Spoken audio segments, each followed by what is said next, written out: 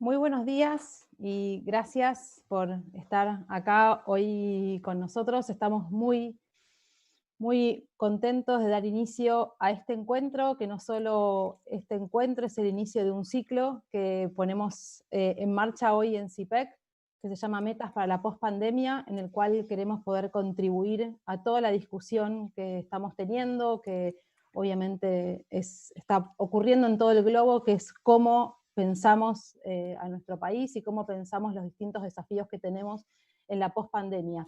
Y no podríamos haber elegido mejor tema para empezar, un tema que nos convoca, que nos preocupa y que sabemos que es una conversación que estamos teniendo todos, que es sobre la educación, y por eso nos honra mucho poder tener este primer encuentro y tener aquí a quienes van a escuchar ahora. Gracias, ministro Trota, por acompañarnos, gracias Claudia Costini, gracias ministros y Andrea Bergamaschi. Queremos contarles cómo pensamos esto. Ahora le voy a dar la palabra a Alejandra Cardini, pero este evento va a ser también el momento en el cual ponemos a disposición una nueva publicación de CIPEC, Educar en la Pandemia, que fue un trabajo conjunto de CIPEC y del BID, de distintos autores. Ahora Alejandra les va a contar en mayor detalle, pero que estamos muy orgullosos de poder generar esta contribución para la conversación sobre cómo pensamos las escuelas y cómo pensamos la educación en este contexto. Y también por eso quería agradecer, que sé que están acá presentes, a quienes nos acompañan en una iniciativa que ya lleva varios años en CIPEC, que es el laboratorio del EduLab, de la Iniciativa por la Justicia Educativa, y a las fundaciones que también nos acompañan, la Fundación Telefónica, la Fundación Santillana, la Fundación Itaú, el Instituto Natura y Zurich, así que también gracias a ellos. Y agradecerle al equipo de educación de CIPEC. Este documento fue escrito y elaborado por Alejandra Cardini, junto con Andrea Bergamaschi del BID y con otros importantes especialistas de CIPEC. Ahora les va a contar más Alejandra. Simplemente decirles que, de nuevo, el agradecimiento, y ojalá podamos generar un espacio de diálogo plural e informado, como estamos tratando en todos estos temas, para poder discutir los desafíos que tenemos por delante. Así que le doy ahora sí la palabra a Alejandra Cardini, y ojalá podamos aprovechar este tiempo para una conversación entre todos nosotros. De nuevo, bienvenidos. Muchísimas gracias, Juli. Bienvenidos a todas y a todas a este primer ciclo de Metas Postpandemia. Para nosotros es un honor empezar con el tema educación, que es el tema por el que trabajamos en el programa de educación de CIPEC. El objetivo de este encuentro es reflexionar y poner en el centro del análisis a la política educativa. La idea es pensar dónde estamos, hacia dónde queremos ir y sobre todo cómo se llega hacia ese lugar hacia donde queremos ir y a través de qué políticas educativas. Hoy, como nunca antes, estamos planificando en un contexto de muchísima incertidumbre, un contexto sin precedentes, y en ese sentido, todos estos diálogos para poder pensar juntos y juntas cómo abordar este contexto son claves. Déjenme primero arrancar con la agenda que tenemos pensada para hoy y presentarles a las personas que nos van a estar acompañando en esta reflexión. El primer panel de hoy se llama Educar en Pandemia y tenemos el honor de contar con Claudia Costín, directora del Centro de Excelencia e Innovación en Políticas Educativas de la Fundación Getulio Vargas e integrante también del Consejo Global de CIPEC. Hola Claudia, ¿cómo estás?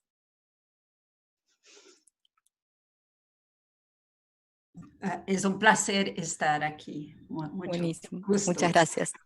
También nos va a acompañar Andrea Bergamaschi, especialista senior en educación en el Banco Interamericano de Desarrollo y coautora de este documento. Hola Andrea, ¿cómo estás? Gracias por acompañarnos.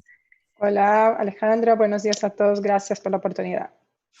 Y bueno, y tenemos el privilegio de contar con Nicolás Trota, ministro de Educación Nacional, que tiene sobre sus espaldas este gran desafío de llevar adelante y definir las políticas en este contexto tan particular. Bienvenido, ministro, gracias por acompañarnos. Bueno, muchas gracias Alejandra y a CIPEC por la posibilidad de cambiar miradas y que este encuentro también sea un aporte adicional a la construcción de consensos que nuestra escuela y nuestro país necesitan. Muchísimas gracias. Tenemos después un segundo panel que va a estar más orientado a analizar qué es lo que está pasando en cada territorio y en algunas provincias de Argentina, y ahí nos van a acompañar una ministra y 2 ministros provinciales. Por un lado, Cristina Storioni, ministra de Educación del Neuquén. Hola Cristina, muchísimas gracias por estar acá con nosotros.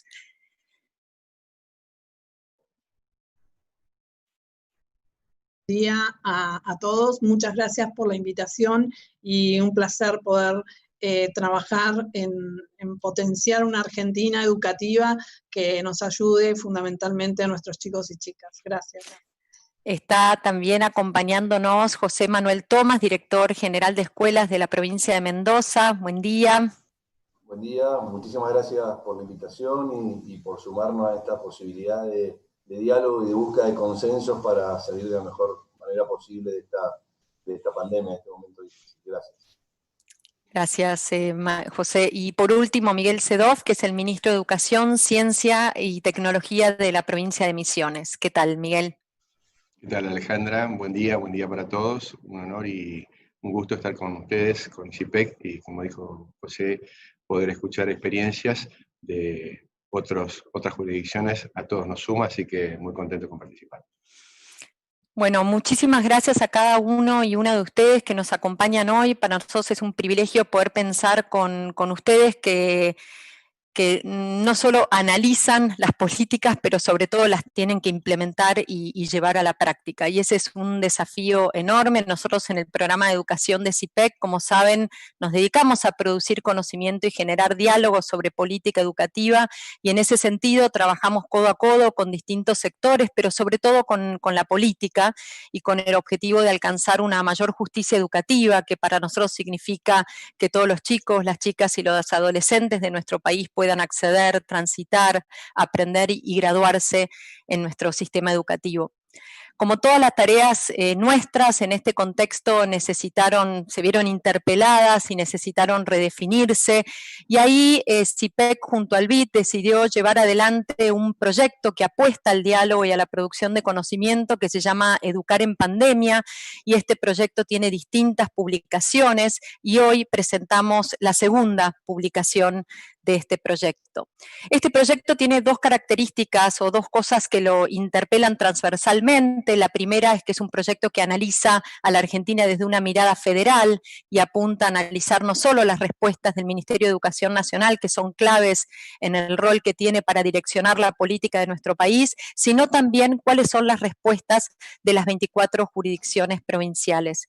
La segunda característica es que no pierde de vista el contexto en el que se implementan esas políticas y tiene en cuenta los puntos de partida que son diferentes, que son desiguales en nuestro país, y que las políticas tienen que atender a esas diferencias y a esos puntos de partida.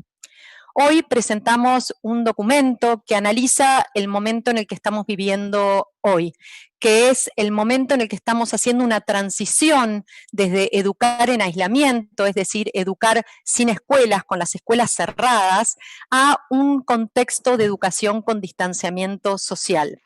Este es el momento que la Argentina se está preparando hace semanas para transitar, del que está aprendiendo de experiencias de diferentes lugares del mundo, y es un momento muy, muy, muy desafiante, principalmente porque presenta, Mariano Narodowski el otro decía, hay hoy un bien escaso que es la presencialidad. O sea, sabemos a través de un informe del BID que donde había 30 estudiantes, hoy para respetar el distanciamiento social vamos a tener que elegir a 10.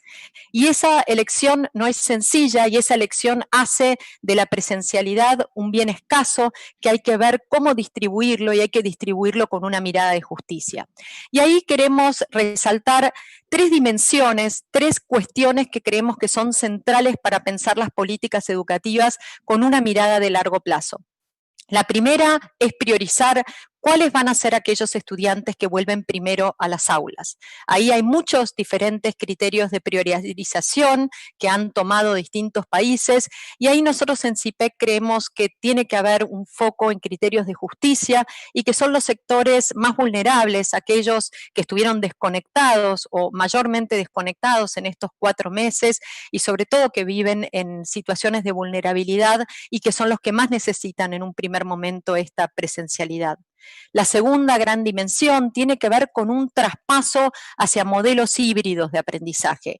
Y esto implica que algo que antes era solo transversal al sistema educativo, las nuevas tecnologías, hoy se vuelven centrales en poder pensar cómo compartir espacios presenciales con espacios no presenciales y cuáles son las mejores herramientas para eso. Y eso sabemos que requiere una transformación digital que todavía está inconclusa y que tiene algunas cuestiones muy estructurales como la conectividad, el acceso a los dispositivos, pero también sabemos que requiere de formación en habilidades que permitan que todos los estudiantes puedan aprovechar esos recursos.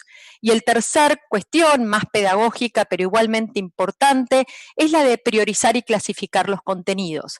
Sabemos que en un contexto donde hay menos tiempo para la presencialidad va a ser clave elegir cuáles son esos contenidos prioritarios. La Argentina ha avanzado en la definición de esos contenidos a partir de los NAP, pero hoy resulta fundamental seguir definiendo cuáles van a ser esos contenidos y clasificarlos también en aquellos contenidos que pueden ser transmitidos en la presencialidad o necesariamente se tienen que transmitir en la presencialidad y cuáles son aquellos que podrían darse a distancia.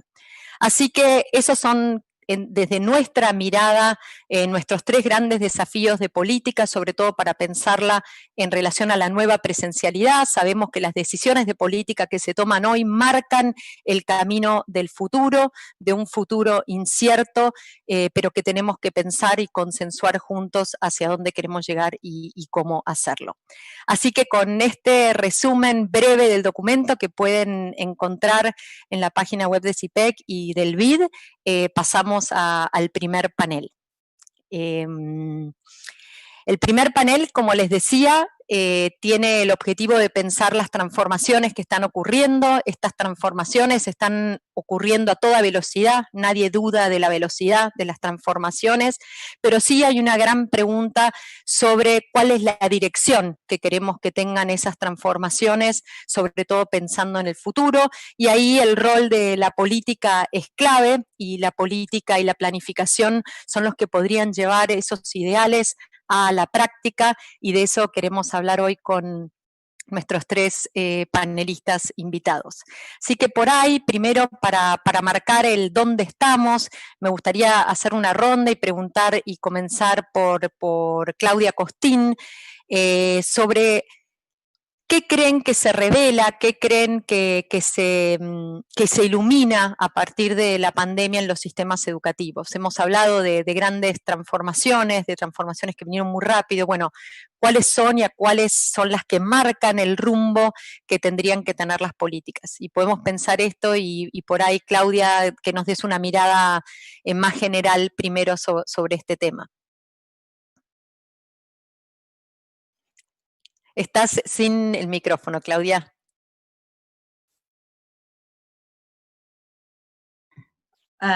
Sí. En primer lugar, déjame pedir disculpas porque voy a hablar en un buen portuñol. Nunca estudié formalmente el español y no quiero hacer daño a su bella lengua. Yo empiezo hablando que una cuestión muy importante que se revela a partir de la pandemia es la desigualdad educacional, la profunda desigualdad educacional que existe en Latinoamérica. Argentina no es una excepción, Brasil no es una excepción. Nosotros ya sabíamos de eso, pero no había un conocimiento general en la sociedad de la desigualdad educativa que hay en Latinoamérica. Y mismo hay una crisis de aprendizaje antes de la COVID, porque el problema empieza temprano. Muchos de los alumnos están en niveles insuficientes de lectura en la tercera clase de primaria y en conocimientos iniciales de matemática. En Pisa, la región aún se sale mal en las 3 áreas evaluadas. Mismo Chile, que tiene la mejor posición, está en el tercio inferior, y creo que Andrea va a hablar de eso. Y había también, y hay aún, un bajo desarrollo de competencias, de habilidades digitales. Y para complicar un poco más, los profesores, los maestros, son formados en la universidad de una manera muy precaria para su práctica pre-pandemia, que decir de aprendizaje emergencial en casa. Y cuando viene la pandemia, el problema se torna más complejo. ¿Por qué? Porque ya son 4 meses que chicos y chicas están lejos de la escuela y se van a hogares donde algunas familias más afluentes tienen libros en la casa, tienen internet, tienen muchos equipamientos y condiciones para que los niños puedan aprender de una forma organizada, un ambiente de aprendizaje organizado. Y otros, en situación de vulnerabilidad, eso no se pasa porque no tienen ni libros, ni internet, y los padres tienen que salir, mismo si durante un periodo de reclusión, para tener algo que comer. Entonces, en este contexto, cuando Alejandra hablaba de priorizar quién va a regresar primero y pensar en los más vulnerables, hace mucho sentido. Una otra cuestión que la pandemia nos reveló, y debo decir, señor ministro Nicolás, que en Brasil, desafortunadamente, nosotros no tuvimos coordinación del Ministerio Nacional de Educación. El ministro fue un gran ausente en el proceso de la constitución de la respuesta educacional. Nosotros somos una federación como ustedes. Hay muchas cosas que deben ser resolvidas, solucionadas en nivel estadual, como decimos nosotros, provincial para ustedes, pero una coordinación tería sido muy importante para nosotros. Eso no pasó en la mayor parte de los países de la región, pero eso fue muy complejo. También en nuestro país, a despecho de eso, lo que se pasó y que yo creo que es importante para nuestra reflexión es que cuando hay un espacio de coordinación que no se pasa bien, algunos otros actores ocupan el espacio. En nuestro caso fue los secretarios, los ministros subnacionales se pusieron juntos y juntos formularon una estrategia. Y fue muy interesante lo que se pasó con esto. Y un modelo híbrido de aprendizaje empezó a constituir a partir de esta mirada conjunta. ¿Por qué? Algunos estados eran mucho más pobres y utilizaron mucho más la televisión y la radio. En el nordeste del país eso se pasó mucho. O cuadernillos, como ustedes también utilizaron. Pero mismo en Maranhão, que es un estado en el nordeste del país, 60% de los jóvenes en la secundaria superior utilizaron una plataforma digital. Y hubo un aprendizaje muy interesante de profesores y de los niños. Hubo un aprendizaje por el dolor, que no era programado, no es que tuvimos como formaciones muy bien hechas. aprendemos en la emergencia, pero el aprendizaje, la humanidad aprendió mucho más en las crisis do que en periodos de estabilidad.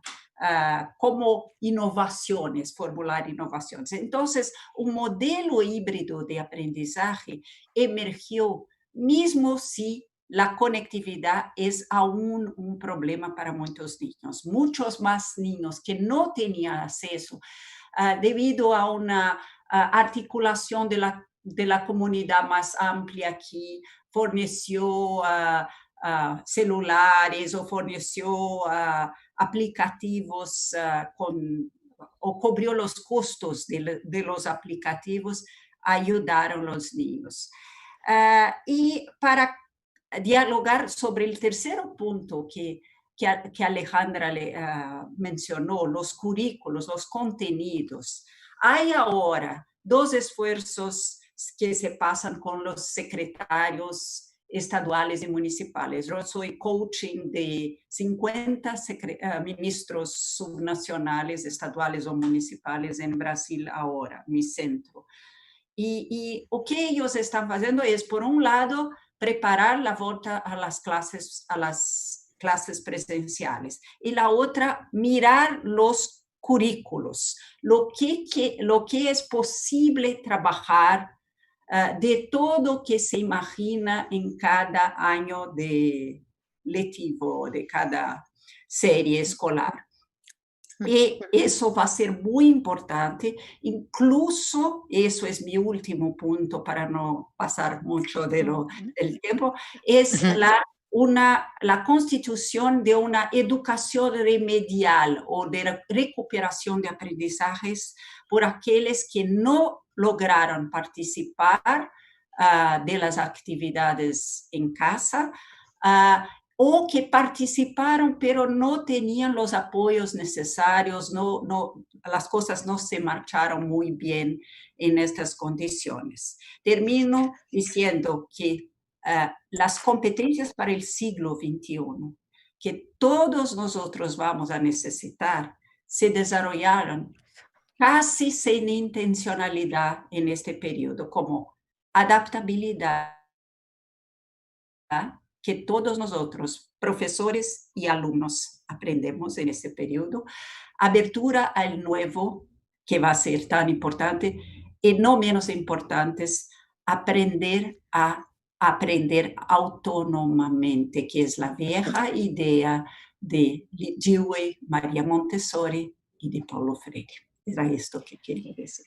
Bueno, muchísimas gracias, Claudia, por tu aporte y tu mirada, donde nos adelantaste también cómo se está trabajando esto en Brasil, nuestro país vecino. A mí me gustaría ahora pasar a preguntarle a Andrea Bergamaschi. Hay varios organismos internacionales de cooperación y de crédito que están produciendo muchísimo contenido, información sobre qué está pasando en América Latina. El BID es uno de ellos y quería consultarte, Andrea, cómo están viendo ustedes este tema y los principales cambios a partir de la pandemia.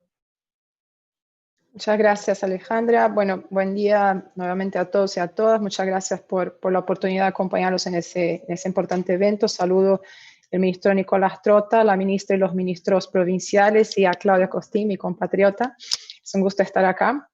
Y efectivamente hemos producido algunos relevamientos y algunas notas que hemos inclusive publicado en la página web del banco. Los invito a que visiten porque hemos estado acompañando muy de cerca la respuesta de los países de América Latina y el Caribe en cómo se reorganizaron los sistemas para hacer frente a esta pandemia. Y efectivamente lo que identificamos es de que se centraron básicamente en 3 prioridades durante el cierre.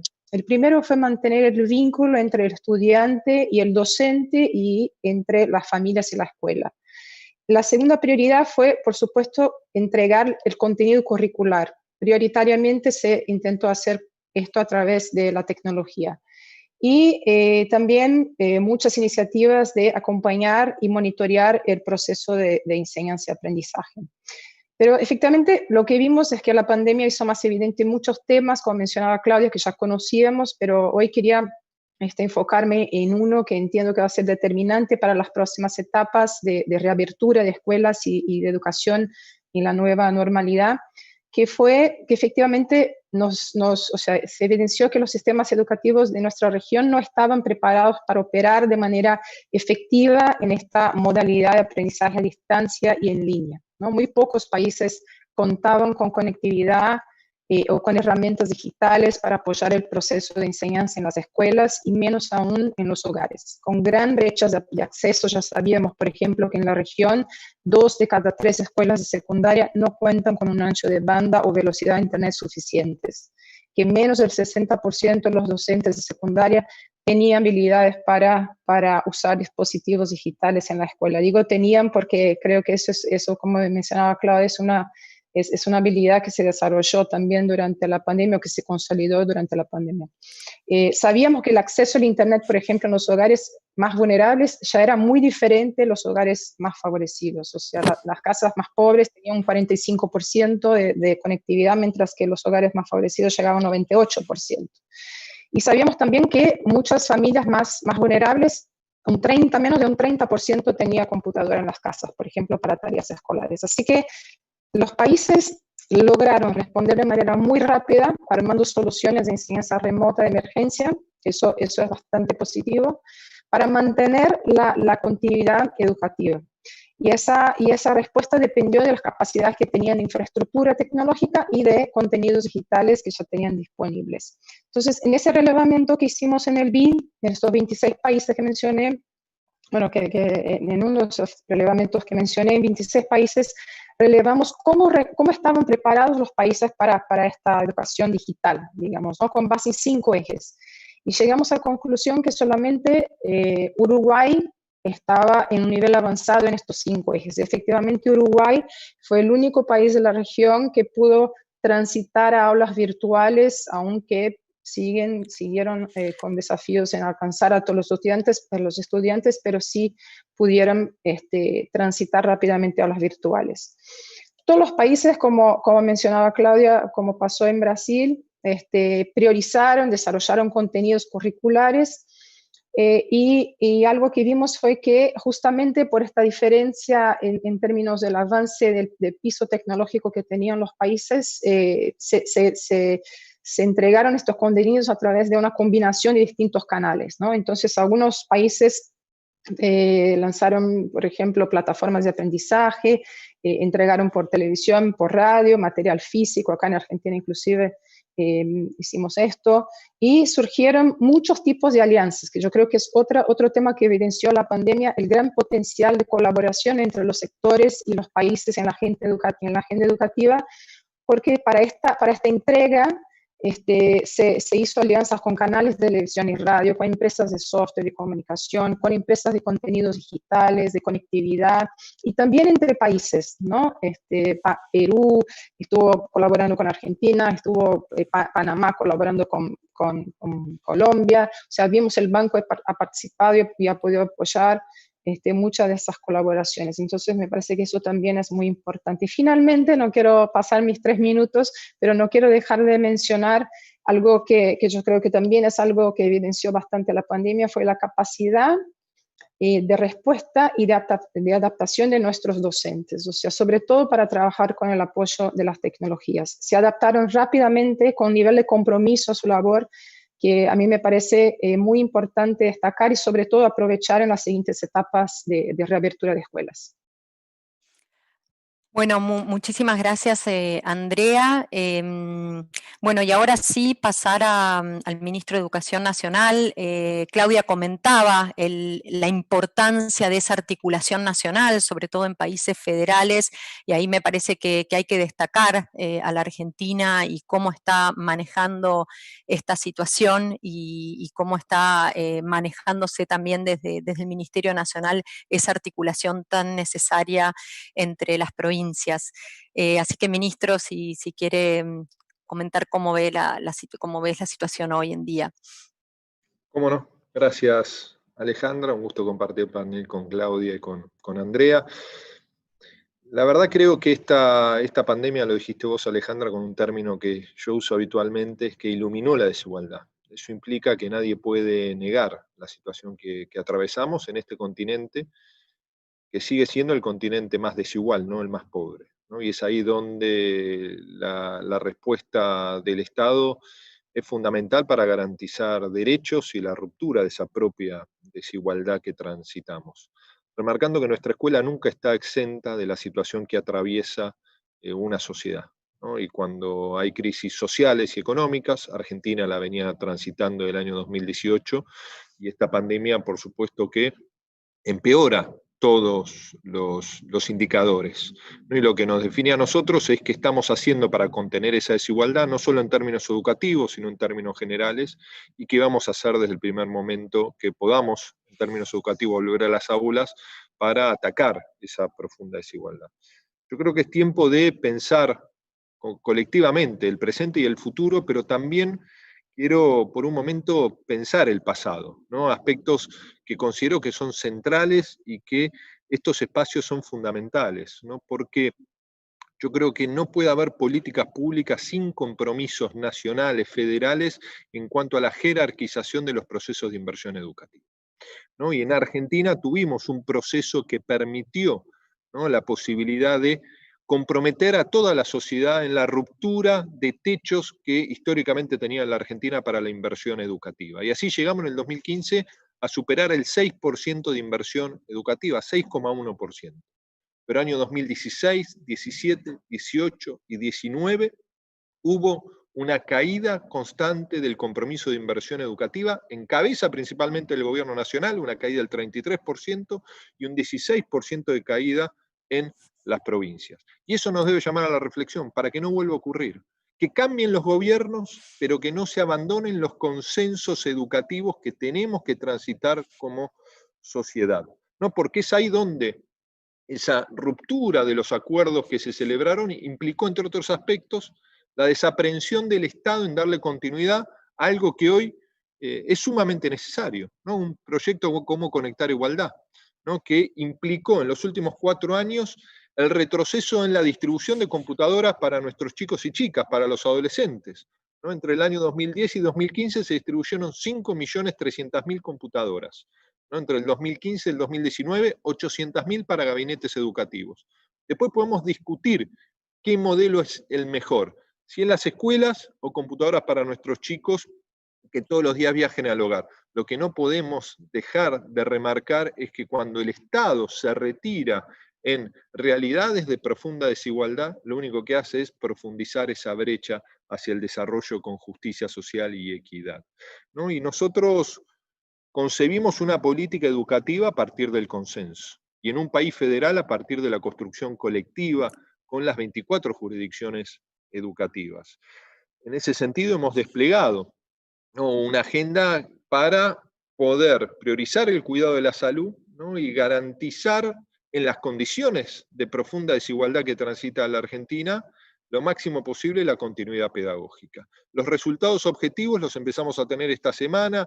20 de agosto vamos a tener el resultado final de la evaluación de la continuidad pedagógica que está llevando adelante nuestra Secretaría de Evaluación e Información Educativa, ¿no?, para construir en base a la subjetividad, sino con datos concretos a partir de un diagnóstico y de esta evaluación federal. ¿Qué creemos que hay que evaluar? La respuesta de nuestro gobierno, la respuesta de las 24 jurisdicciones educativas a este desafío único que nunca transitó la humanidad. Nosotros, a partir de allí, como fue mencionado, Andrea hizo referencia, desarrollamos conjuntamente con las provincias una agenda en parte analógica por la profunda desigualdad de conectividad que hay en la Argentina. Llevamos producidas más de 1.300 horas de televisión y radio, son 150 radios, 50 televisoras que replican todos estos contenidos que producimos desde el Ministerio de Educación Nacional. Llevamos distribuidas 30 millones de cuadernos, ¿no?, cuadernillos que tienen una hoja de ruta día por día, lo distribuimos con las provincias, y esto permite ser una herramienta complementaria a muchas e importantes iniciativas que además llevan adelante las 24 jurisdicciones educativas con la realidad y diversidad que tiene un país tan extenso y tan diverso en su territorialidad y en los niveles de desarrollo en cada una de las jurisdicciones.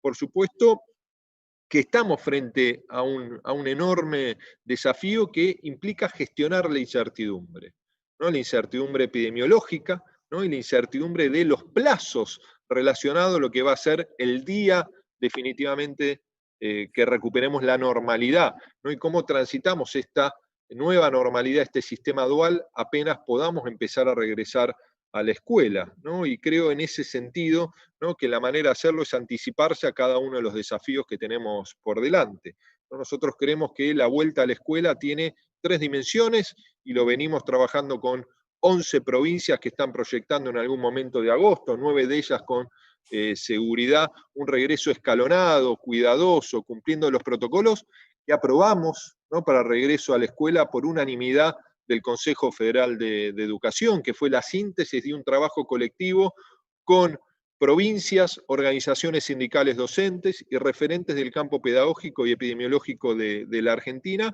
Y la vuelta, para no extenderme, tiene 3 dimensiones claves: por supuesto la epidemiológica, la seguridad en ese regreso; la pedagógica, que también es un enorme desafío de reorganización, trabajar el concepto de unidad pedagógica en este ciclo lectivo 2020, con el 2021, 2022 de ser necesario. Nos va a llevar un tiempo recomponer lo que ha sido el impacto en cuanto a los aprendizajes en la Argentina. Y, por supuesto, algo que también nos preocupa muchísimo es el impacto subjetivo, el psicosocial que ha tenido esta pandemia en nuestros niños, niñas y en los propios maestros. Y es ahí donde estamos desplegando, ¿no?, y estamos dialogando. Ahora, en unos minutos, tenemos una reunión de trabajo con 11 ministros y ministras de las provincias que, por la realidad epidemiológica, pueden proyectar el regreso. Ya hemos tenido conversaciones con cada uno de los gobernadores y tenemos reuniones bilaterales con cada uno de los gobernadores y sus ministras y ministros para trabajar ese regreso, que implica que el Estado diga siempre presente, que el Estado articule con cada una de las jurisdicciones, porque este desafío único, este desafío excepcional, también demanda la construcción de consensos profundos, procesos de escucha entre todos los actores del sistema para que transitemos el mejor camino posible. Y luego, por supuesto, me gustaría poder conversar sobre la agenda futura. Muchas gracias. Muy bien, muchísimas gracias, ministro, por esta mirada por centrarse también en el cómo hacer política, que es tan fundamental como el qué.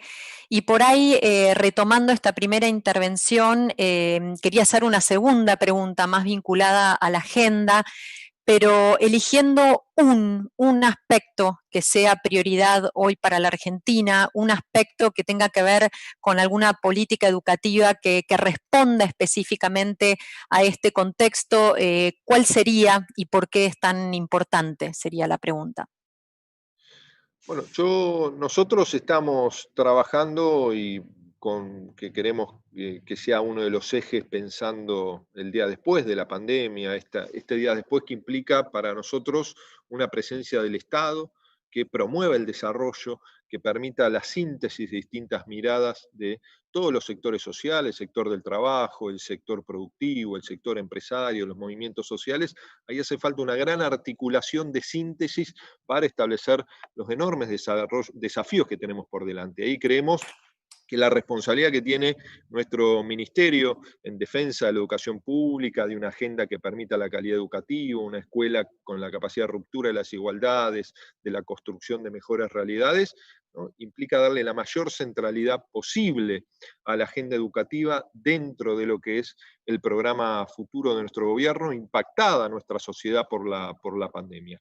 Y uno de los puntos que está incluido allí se relaciona a lo que es la conectividad, ¿no? La conectividad, pensando en el día después, pensando la tecnología como una herramienta complementaria, no como un fin en sí mismo o como una solución mágica, porque algo que también nos deja, además de iluminar la desigualdad, creo que nos deja una conciencia colectiva, ¿no?, que la escuela es irreemplazable. Ese espacio físico, ese proceso de construcción colectiva, esa magia de creación de conocimiento que se da en el aula, es irreemplazable en términos del proceso tecnológico.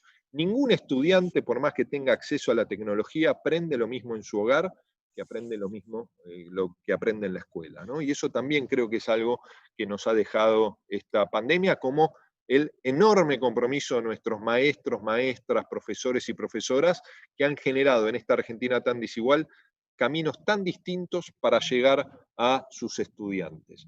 Y para nosotros, ¿qué es fundamental? Y estamos trabajando en el plan Juana Manso, tiene distintos ejes vinculados a lo que debe ser la agenda de conectividad. Para nosotros un esquema muy importante se relaciona a lo que es una plataforma federal educativa, que tenga un componente que para nosotros es fundamental, que es la gratuidad de la navegabilidad educativa en todas sus formas. ¿Qué hemos logrado nosotros? Apenas anunciamos la suspensión de clase porque lo gestionamos con antelación, entre las 3 empresas de telefonía celular de Argentina, la gratuidad de la navegabilidad de nuestro portal Seguimos Educando. Y eso fue extendido, ¿no?, a las 24 jurisdicciones educativas a sus portales y también a los portales de las 57 universidades nacionales. La mayoría de la sociedad argentina se conecta, ¿no?, desde los teléfonos celulares. Por eso la gratuidad de la conectividad debe ser un derecho en cabeza del Estado Nacional. Ahora, ¿qué es lo que termina ocurriendo? Muchas veces se utiliza estos repositorios que son nuestros portales, que hay que profundizar y mejorar, pero luego termina difiriéndose la navegabilidad en otras aplicaciones, y ahí consume datos. ¿Qué estamos trabajando nosotros a partir de educar y coordinando algunas jurisdicciones, más allá que es una propuesta para construir colectivamente con las 23 provincias y la Ciudad de Buenos Aires? Es una plataforma integral que tenga desde la administración de clases y aulas, que la primera etapa va a estar lista para el día 17 de agosto. Estamos trabajando con 2 o 3 provincias que lo van a tomar como herramienta fundamental, y ahí va a ser absolutamente gratuito toda esa navegabilidad para el docente y para el estudiante.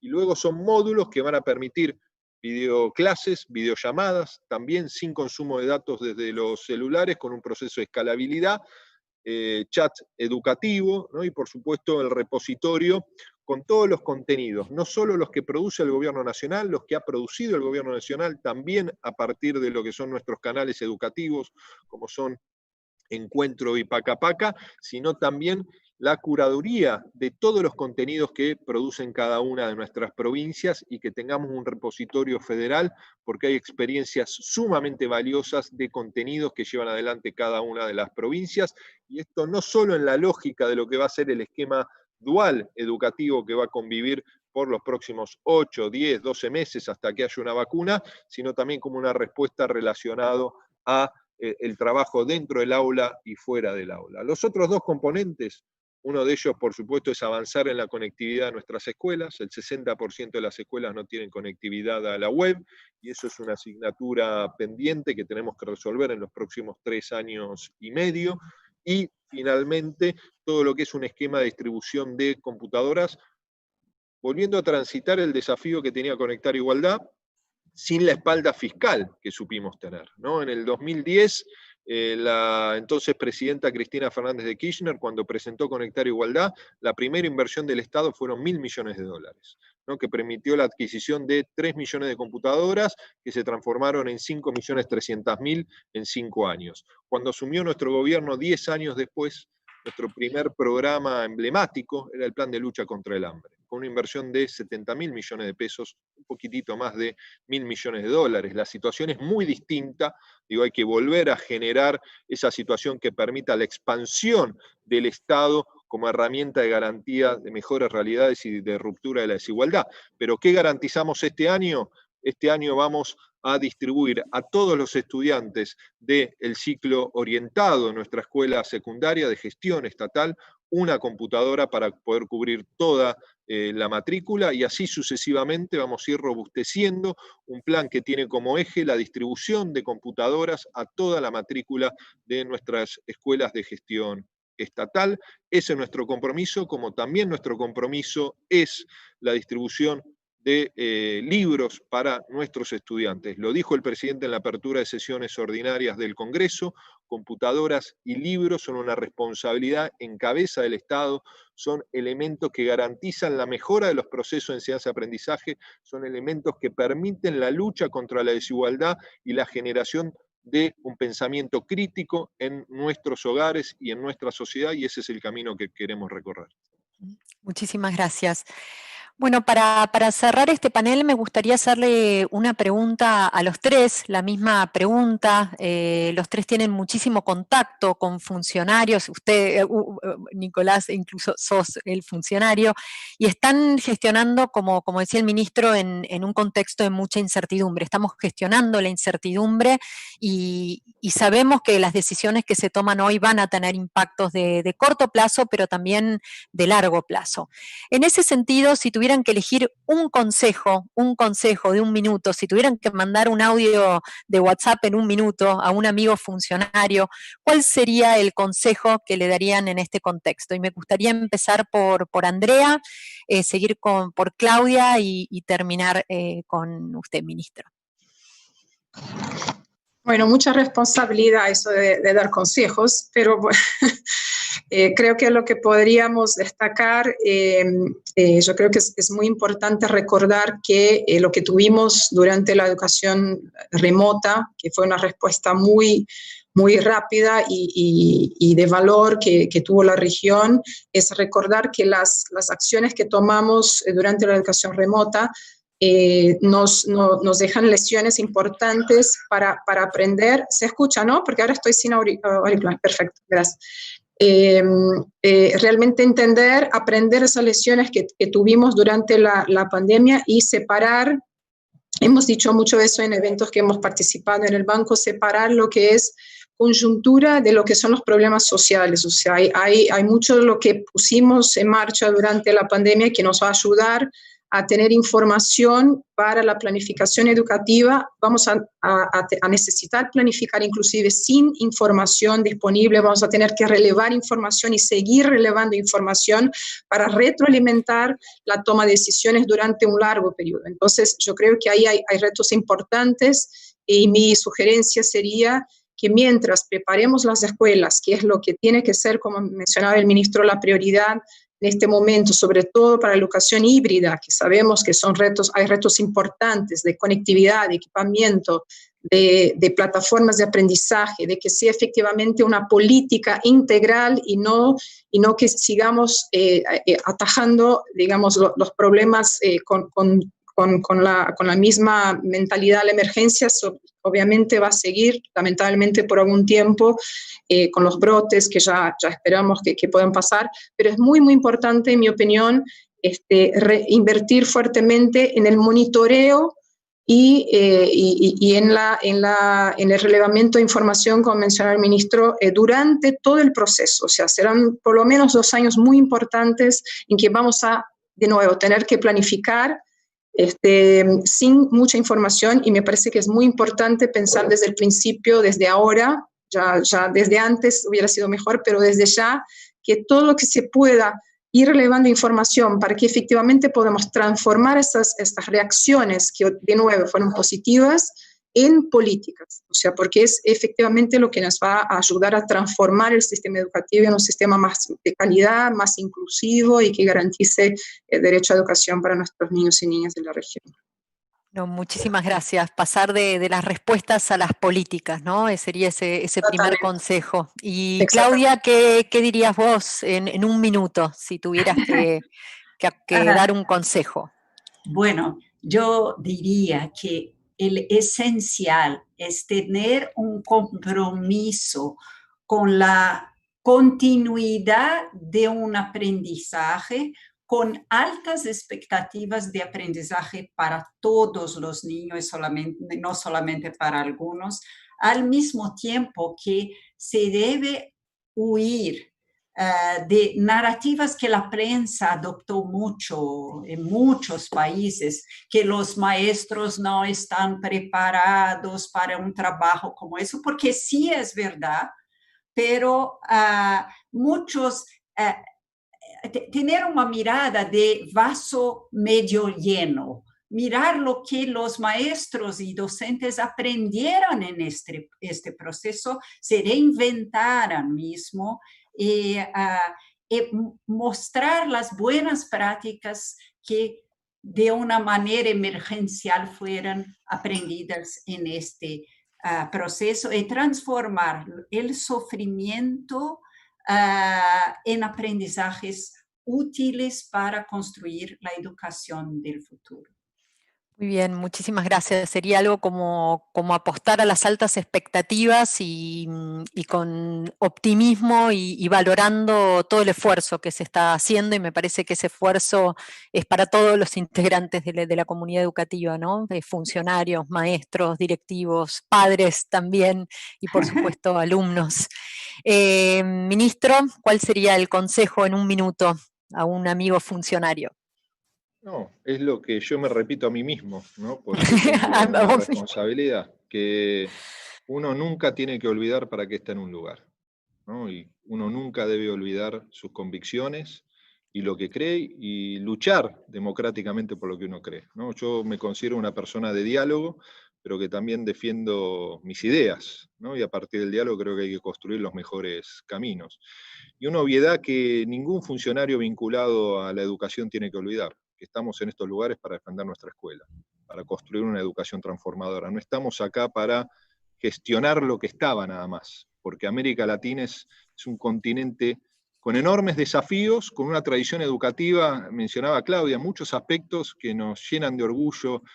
Tenemos una historia tan vasta de transformaciones, pero también de tristezas que tenemos en el presente. Y nuestra responsabilidad es construir mejores realidades y lograr que nuestra agenda educativa siempre tenga la priorización en nuestros gobiernos, ¿no? Y eso no se lo podemos pedir al ministro de Economía, eso no se lo podemos pedir al ministro de Desarrollo, al canciller. Esa agenda es nuestra agenda. Y quienes tenemos que pelear por esa agenda, quienes somos responsables ante nuestros niños, niñas, ante nuestros maestros, ante la ciudadanía en general, somos nosotros.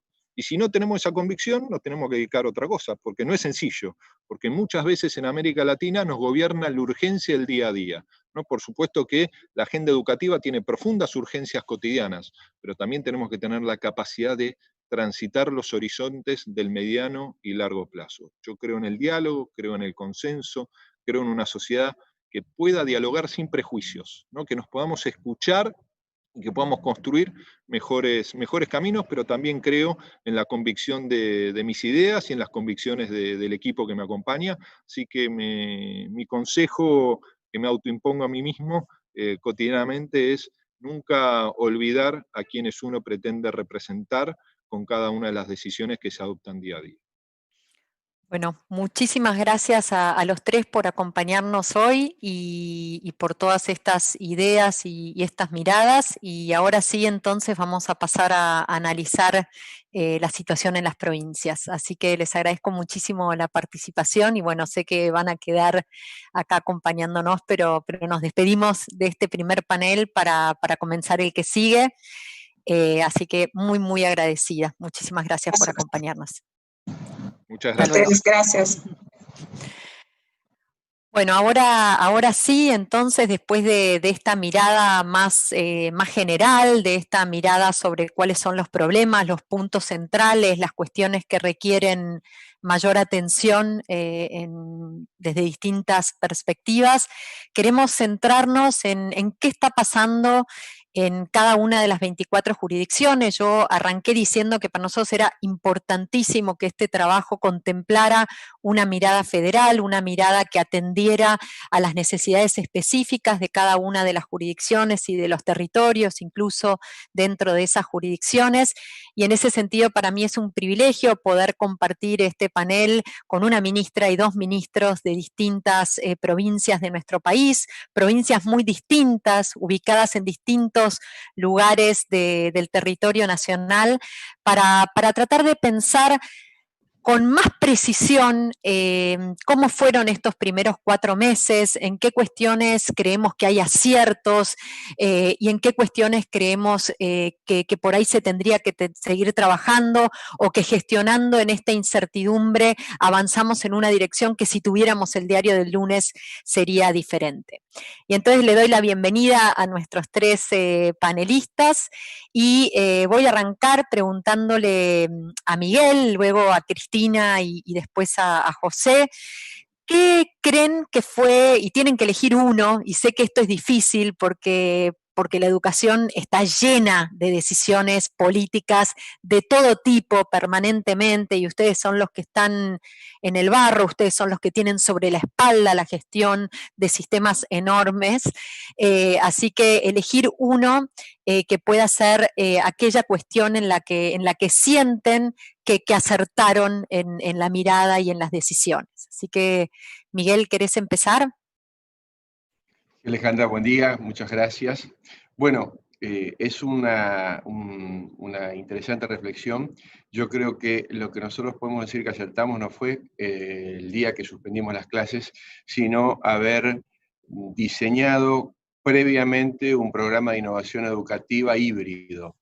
Nosotros desde el año 2015 creamos plataforma Wacurarí, que es el programa de innovación educativa del Ministerio, y en ese programa nosotros teníamos 3 ejes: un desarrollo tecnológico propio, una plataforma con mirada pedagógica justamente, no es un producto comprado, sino que lo hicimos con Marandú Comunicaciones, que es la empresa del Estado provincial, con sus ingenieros y con el trabajo del equipo nuestro. Yo estaba a cargo del diseño, con experiencias de docentes, justamente, que era lo que necesitaban para hacer una plataforma realmente efectiva en las escuelas. Entonces esto fue un ida y vuelta muy interesante, porque pudimos ir armando una herramienta que realmente funcionara y fuera atractiva, fuera usable, y sobre todo que fuera un activo provincial. El segundo punto interesante fue que también hicimos mucho hincapié en la formación docente en competencias digitales. En estos últimos 4 años hicimos más de 230 ateneos didácticos y encuentros de capacitación de diferentes niveles y modalidades en toda la provincia, trabajando en competencias digitales. Obviamente que el ritmo al que llevábamos nosotros era un ritmo normal de la presencialidad, así que todavía las TIC era como algo que se veía en el futuro. Seguimos hablando del siglo XXI y ya pasamos el 20% del siglo XXI, ¿no? O sea, estamos hablando del futuro, pero realmente estamos en el presente. O sea, el futuro ya llegó, como diría William Gibson. Y por último, lo que me pareció interesante también fue haber podido elegir un modelo pedagógico como el Flip Learning, que es un modelo blended entre presencial y no presencial, lo que nos permitió ir, digamos, planteando esa posibilidad y trabajando con una buena práctica, con buenas experiencias y un camino recorrido que nos dice qué funciona y qué no funciona, al menos en nuestra provincia. Esto nos llevó a que ahora, cuando suspendimos las clases a partir de marzo, tuviéramos preparada al menos una plataforma para empezar a dar una respuesta a la emergencia. Y el balance que hacemos de esta primera parte del año, tuvimos 3.100.000 visitas en 100 días, pasamos de 440 contenidos audiovisuales que teníamos en ese momento a 7.200, y pudimos incluir todos los niveles y modalidades. Creamos un equipo de 140 productores de contenidos audiovisuales, lo que nos permitió llegar al menos a dar una respuesta bastante razonable a la emergencia, y bueno, eso nos pone muy contentos, obviamente. Muchísimas gracias. Cristina.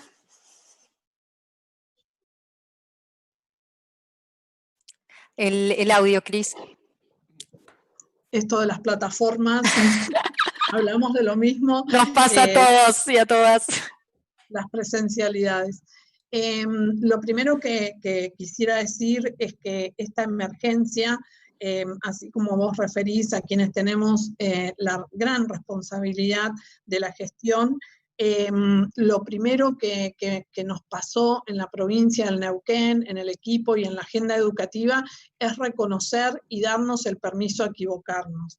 Ante esta incertidumbre, este reconocimiento a la sociedad en general de decir nos podemos equivocar, alivianó esta agenda que hubo que modificar prácticamente en 48 horas, ¿no? Entonces, la agenda que venía de políticas públicas, diseñada, diagnosticada, con proyecciones, rápidamente se transformó en una agenda de acciones. Entonces, acá se ha hablado en el panel anterior, cuando uno da una respuesta inmediata a la inmediatez, a la urgencia, y no logra en este sentido políticas públicas. Esta agenda modificada en 48 horas es el resultado de un programa de acciones que realmente hoy nos permite también poner en foco a la escuela, cómo extrañamos la escuela físicamente, ¿no?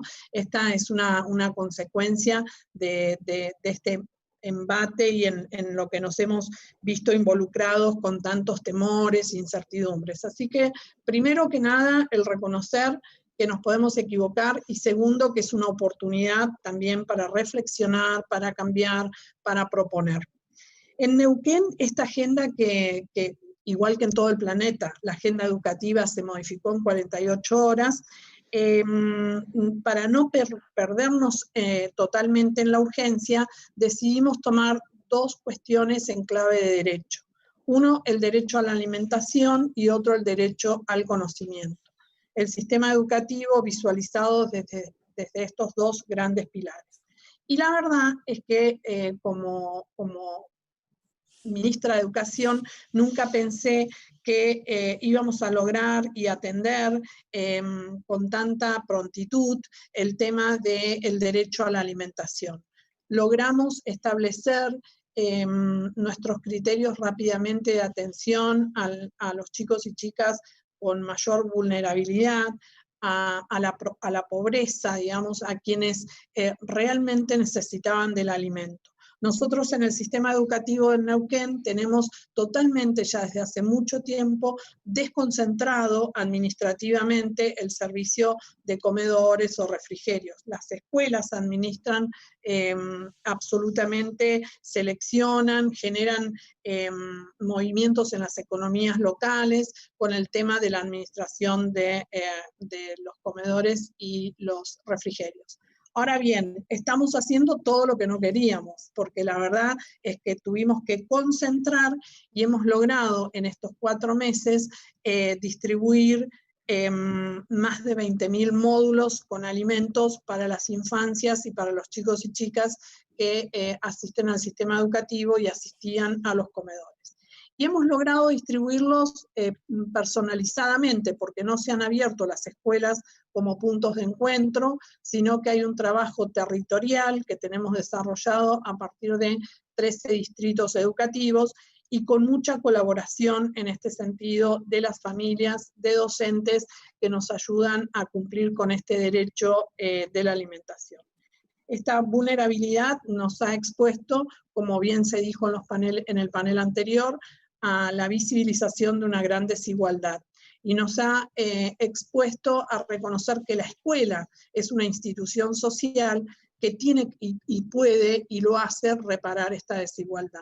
Así que el gran desafío me parece que está puesto en esta reflexión colectiva, en esta reflexión de mirar a la escuela cuando la extrañamos, ¿no? Esta es una imagen que además la siento como educadora. ¿Qué pasa cuando la escuela se cerró un viernes y al lunes no pude regresar, ¿no?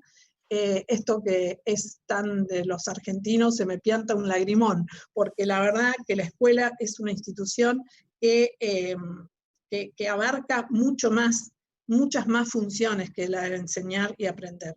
Y en este sentido, esta agenda ha logrado, por lo menos en esta provincia, por supuesto que por razones de tiempo no voy a desarrollar el otro gran derecho que es al conocimiento, que como decía Miguel, hemos avanzado en muchísimas propuestas de recursos digitales, pero bueno, lo dejaría para otra oportunidad. Así que, Luli, esta sería como la prioridad y en lo que he sentido fortalezas para poder cumplir con un derecho como es el tema de la alimentación. Muchísimas gracias. José, ¿querés contarnos cómo fue este proceso en Mendoza? Cómo no, muchas gracias.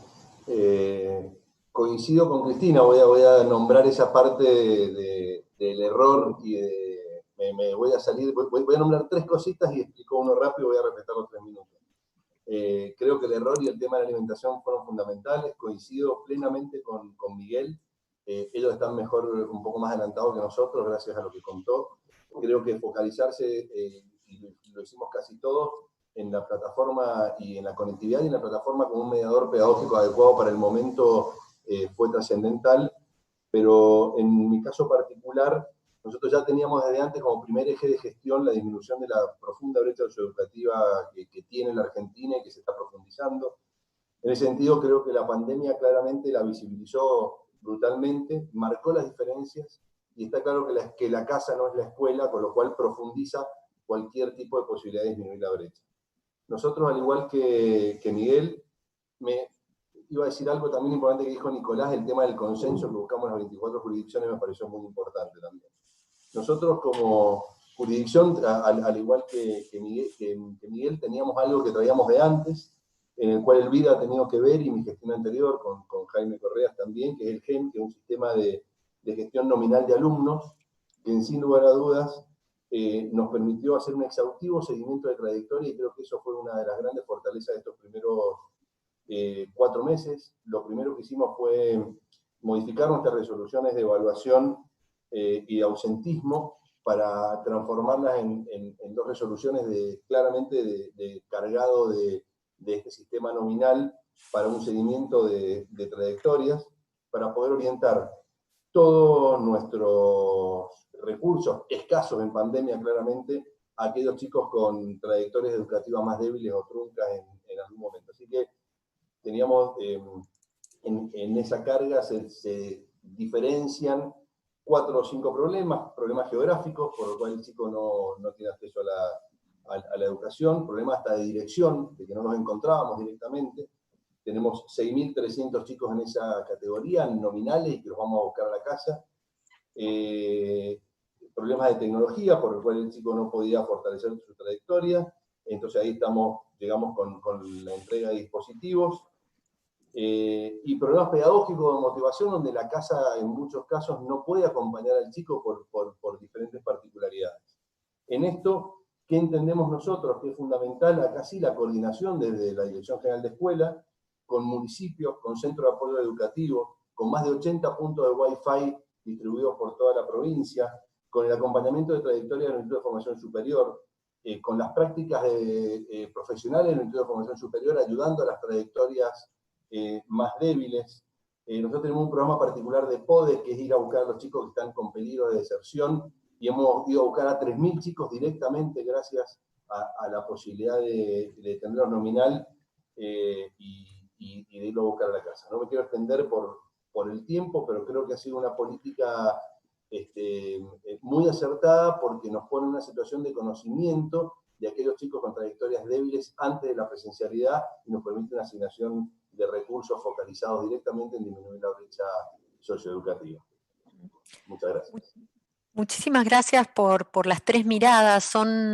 Cada uno apuntó a un aspecto particular y muy necesario en estas respuestas. Nosotros en el documento que armamos clasificamos a las respuestas provinciales en 5 dimensiones que consideramos que permitían organizar cómo se estaba trabajando. La primera era la vinculada a asegurar el acceso a contenidos pedagógicos, y algo centralmente Miguel abordó esta cuestión, los otros 2 también, porque fue una cuestión central, y de hecho el documento tiene como una de las primeras conclusiones que el tema del acceso a contenido fue lo primero que hicieron absolutamente todas las jurisdicciones, ¿no? Asegurar esos contenidos, sobre todo priorizando lo digital, que se volvió de pronto algo en el centro de la escena de la política, pero también otras formas de contenido como los cuadernillos a los que se refería Cristina. Así que interesantísimo este punto. Hay otra cuestión que es la ampliación de la infraestructura digital, que es una segunda tipo de intervención. Bueno, ahí está esta iniciativa de los celulares, por ejemplo, en Mendoza, de apuntar a que haya más celulares, y esa es muy compleja, ¿no? Porque requiere de más recursos y más planificación, y bueno, no estamos en un momento donde sobren los recursos, todo lo contrario. El tercer foco de intervención que nosotros detectamos fue fortalecer las capacidades docentes de los estudiantes y de las familias, y sé que las 3 provincias avanzaron en esa dirección también. El cuarto, asegurar el servicio de alimentación escolar, y fue interesantísimo ahí tu participación y tu mirada, Cris, de cómo esta coyuntura desafió a tener que planificar con otros ministerios, con el de salud por el tema epidemiológico, pero también con el Ministerio de Desarrollo Social, cómo la política educativa tuvo la obligación de pensarse de manera más territorial y va a tener ese cambio hoy porque como sabemos que el regreso va a ser gradual, sabemos que no va a ser igual en cada territorio. Y el quinto punto de intervención que nosotros planteamos en el documento es cómo adecuar la organización escolar a este punto, y ahí me parece que la intervención de José fue interesantísima. Mendoza era una de las provincias que estaba muy preparada en términos de la información que tenía del sistema, y me parece que esa descripción de cómo se están usando un sistema nominal, que es algo clave hoy para poder hacer esto que vos con tanta claridad explicabas, José, de detectar cuáles son los problemas particulares de todos nuestros adolescentes y chicos y chicas, y pensar cómo abordar ese tema. Y es cierto que si uno no tiene un sistema nominal, que es una gran deuda pendiente en nuestro país, eso es muy difícil de hacer. Así que muy interesante escuchar esas tres miradas. Y ahora voy a pasar a hacerles una pregunta contrafáctica, que son entretenidas porque permiten pensar de manera más creativa también este momento que estamos viviendo. Y la pregunta sería, si hoy tuvieran que darse un consejo a sí mismos hace 4 meses, o si hoy pudieran decirse algo que les hubiera servido para tomar decisiones de otra forma, es decir, con la información que tenemos hoy, ¿qué es lo que cambiarían o lo que priorizarían o lo que harían diferente en relación a lo que hicieron? Y me gustaría arrancar por Cristina, seguir por Miguel y después por José. Ahí vamos con el mute desactivado. Bueno, la verdad es que la interpelación que yo misma me estoy haciendo, digamos, con la responsabilidad en las funciones públicas, tiene que ver con tal vez no haber logrado que la agenda educativa ocupe un espacio en las políticas públicas comunicacionales.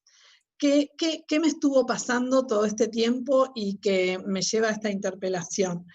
Pareciera, todos estamos de acuerdo, y también se dijo en el panel anterior, que la gran decisión es cuidar la salud de la ciudadanía, y en ese sentido tendremos un largo trayecto todavía para recorrer.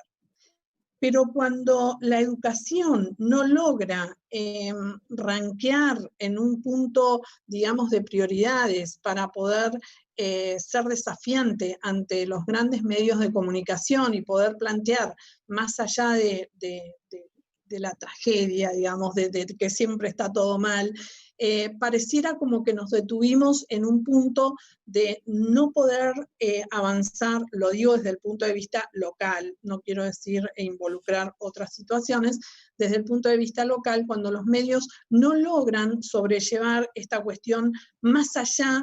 Por ejemplo, lo que pasó y un gran debate que se dio y que ocupó mucho espacio en los medios es la conectividad. Parecía que la conectividad iba a dar una respuesta a todos los chicos, las chicas y adolescentes, y de verdad que no había otra situación en el sistema educativo.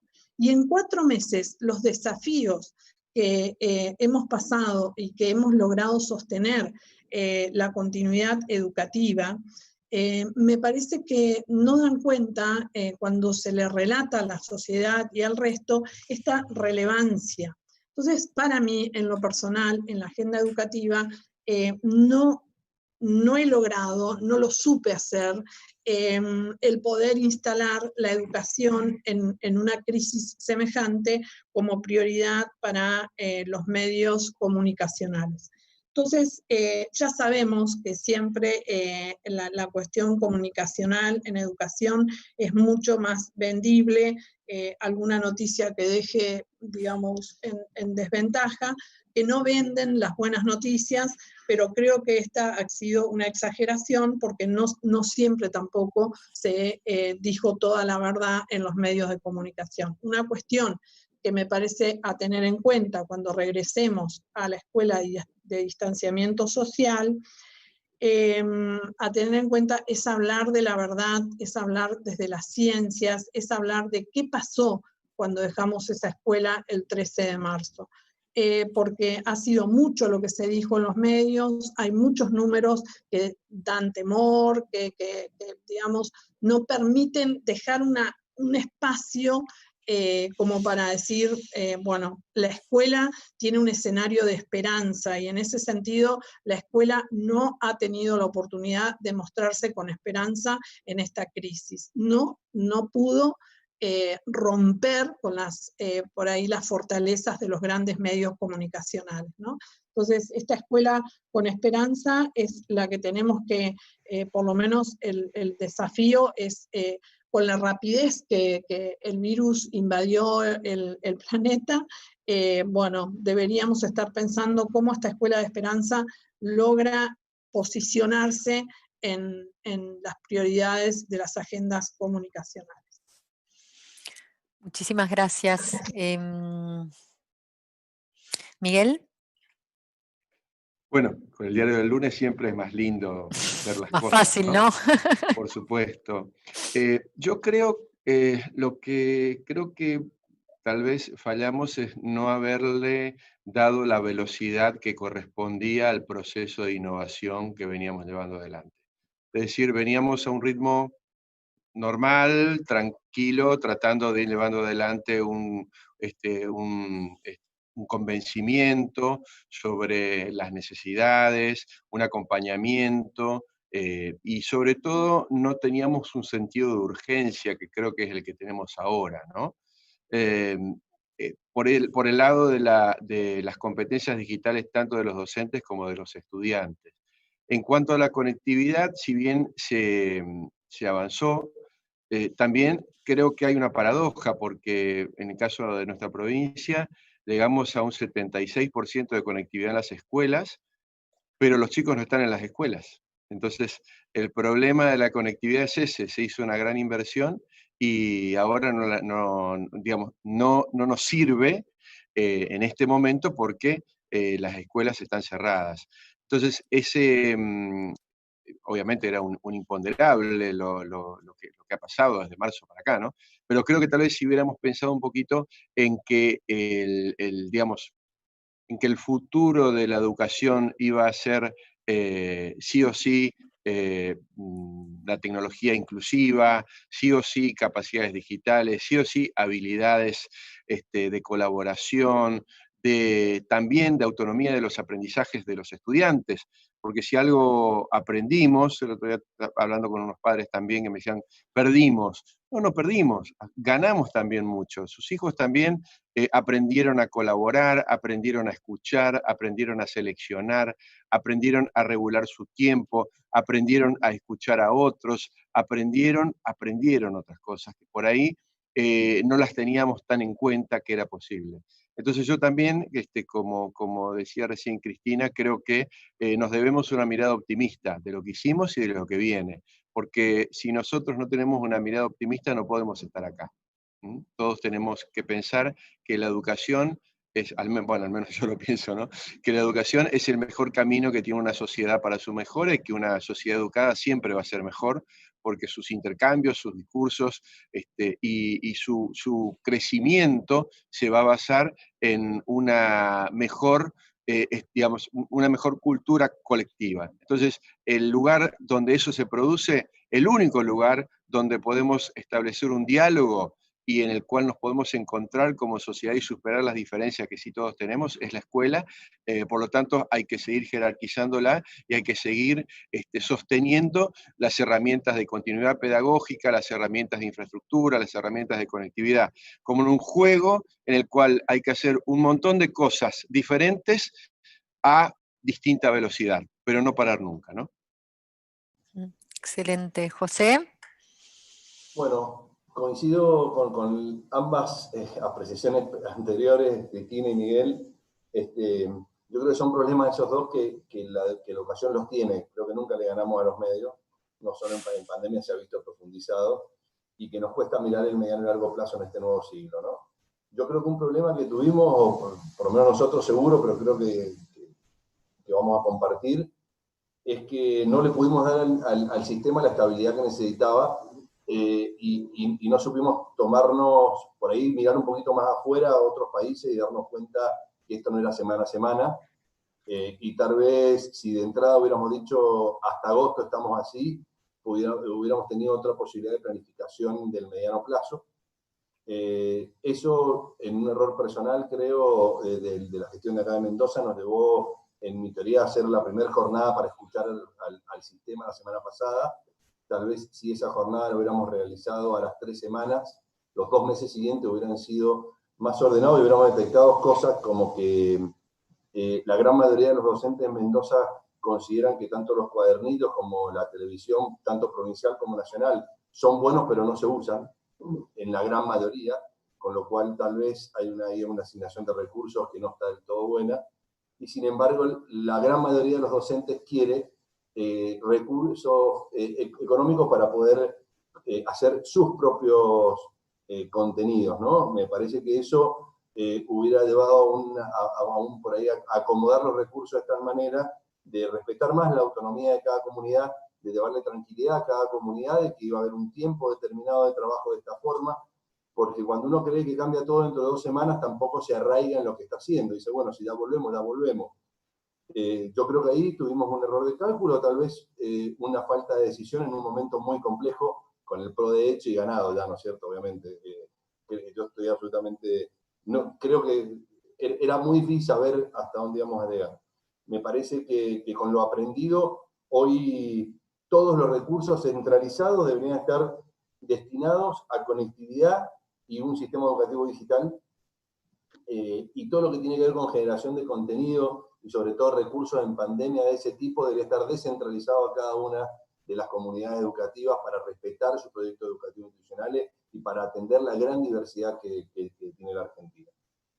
Así que si yo pudiera planificar esto de nuevo, diría que las primeras 3 semanas hubiera hecho la gran adaptación que hicieron los docentes, como bien decía, creo que Cristina, son los que se adaptaron al motivo, a la forma, los hubiera escuchado un par de días o 5 días en una jornada como la que hicimos la semana pasada, muy valiosas en Mendoza, y a partir de eso hubiera recalculado los 3 meses siguientes. Es un poco lo que hemos hecho la semana pasada y lo que estamos pensando para este cuatrimestre. Muchas gracias.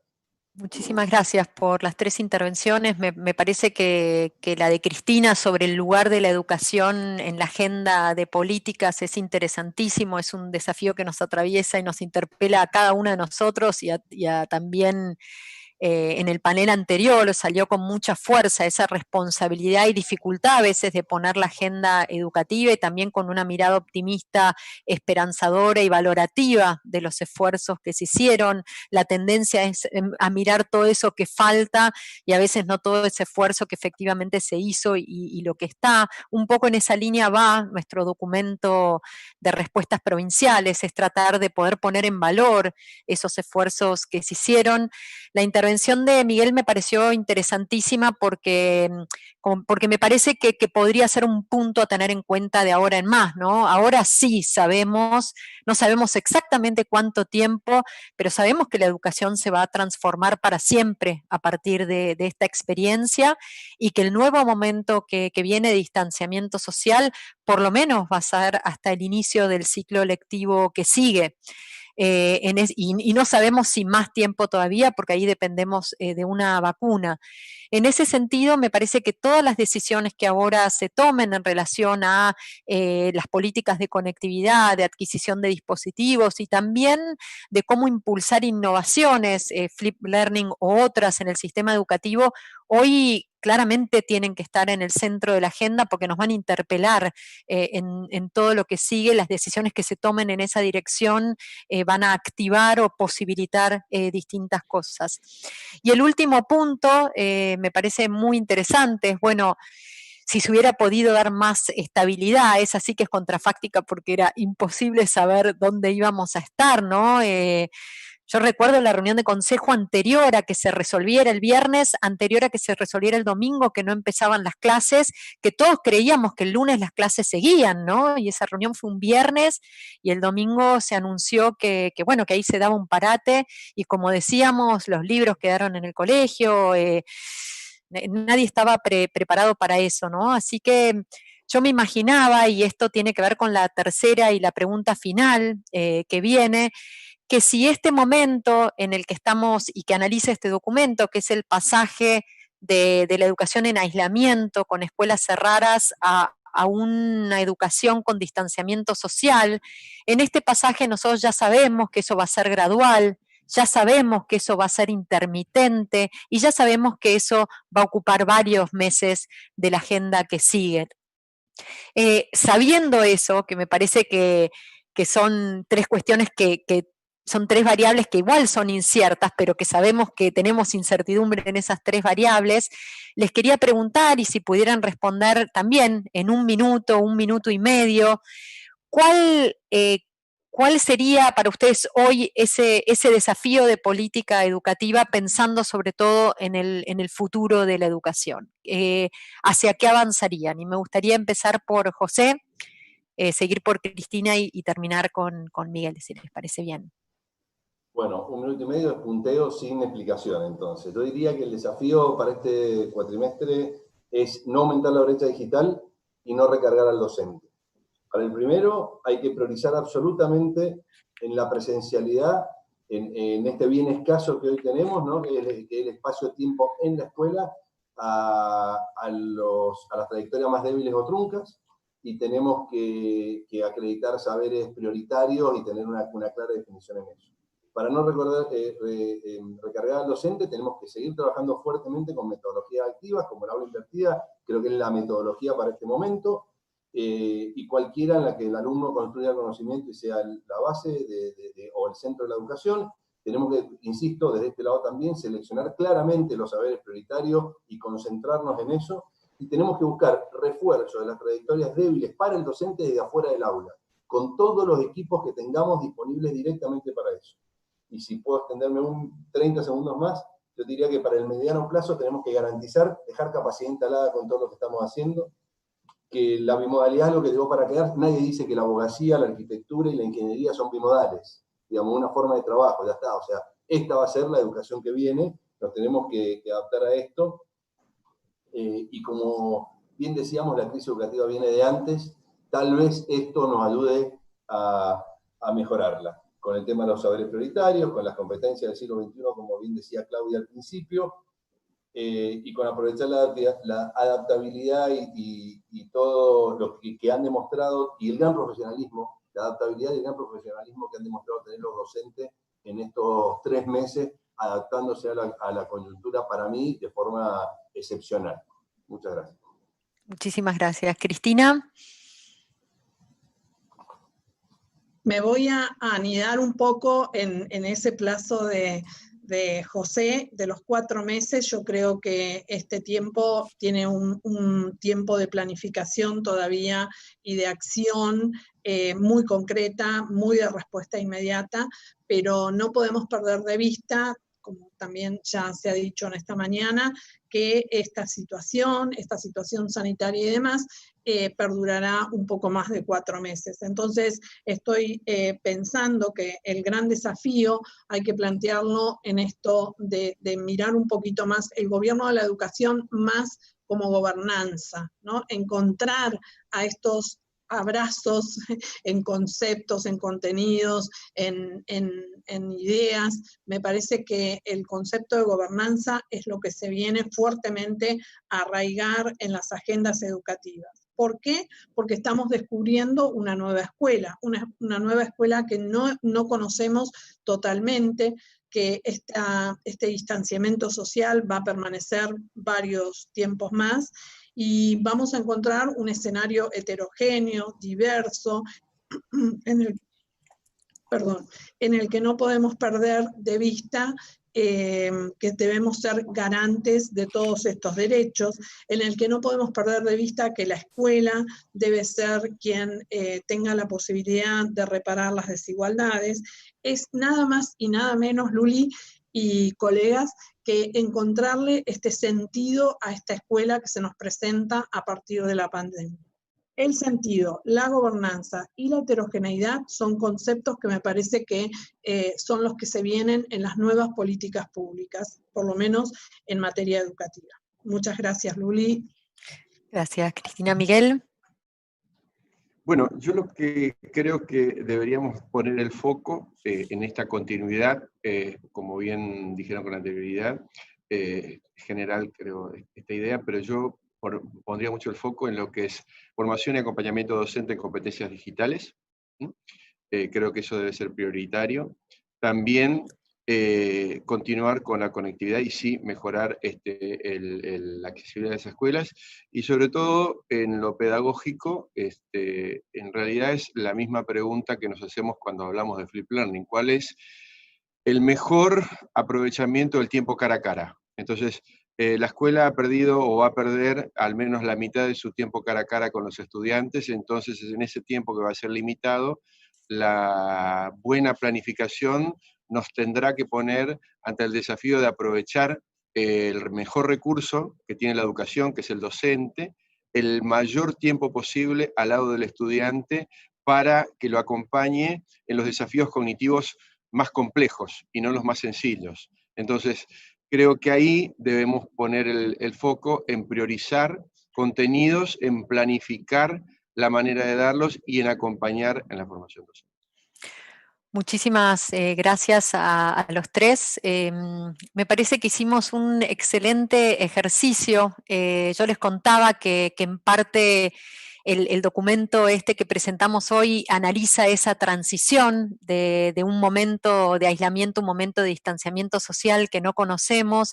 Y el otro día Alejandro Morduchovic, en una charla que retomó hoy también Andrea, hablaba de esa diferencia entre respuestas y políticas, ¿no? Cómo hasta ahora, y nuestro documento y nuestro proyecto es respuestas educativas al COVID-19, hasta ahora nosotros estuvimos analizando respuestas que fuimos activando, respondiendo a la coyuntura, reaccionando, a veces ni siquiera respondiendo, reaccionando a la coyuntura con aciertos, con desaciertos, y ahora hay una oportunidad de pasar una nueva lógica, la lógica de definir cuáles son los nuevos problemas, y no es fácil definirlos porque son muy distintos a los que tenía antes el sistema educativo, y estuvimos hablando de eso durante toda la jornada, pero poder ir delimitando cuáles son esos nuevos problemas sociales y problemas en términos políticos, de problemas que requieren de soluciones de política, y poder ir pensando cuáles son esas políticas, poder pensarlas de manera más integral, más holística, pero sobre todo en un contexto de escenarios inciertos, donde el trabajar con otros sectores de política va a ser clave, donde trabajar muy cerca de la tecnología va a ser clave, donde redefinir los tiempos y los contenidos va a ser clave. Así que muchísimas gracias por ayudarnos a reflexionar en ese camino. Les agradezco muchísimo sus miradas y también su capacidad de hablar tan honestamente de cuáles son también los errores y los aciertos, que eso a veces no es tan fácil. Así que muy, muy agradecida, y agradezco a todo el público que nos está escuchando también, y con esto damos un cierre a este evento. Muchísimas gracias a todos y a todas. Muchas gracias a ustedes por la invitación. Un saludo para todos. Un gusto. Gracias a todos los que nos acompañaron. Gracias.